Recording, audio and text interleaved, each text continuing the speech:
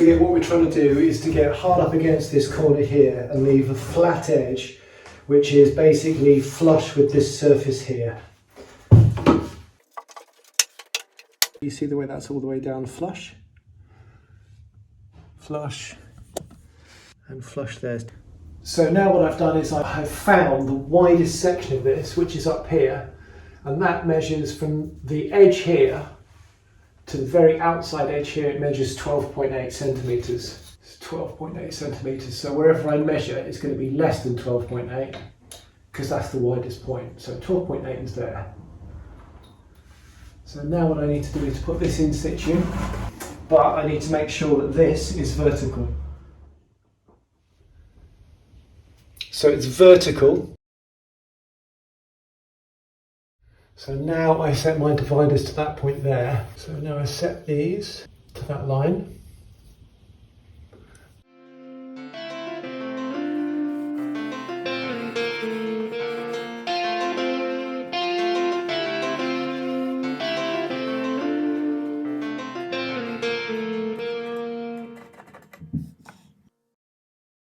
Well, this is going to be the widest section of the board here, and as we get to about this section here, we're probably losing about a quarter of the board.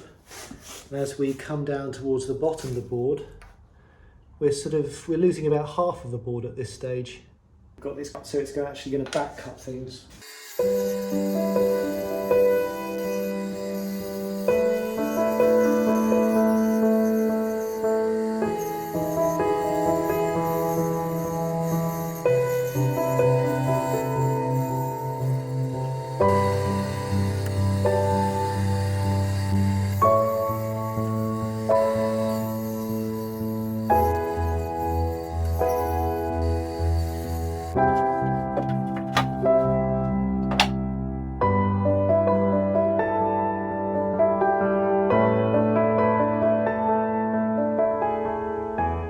That's the basics of boxing in.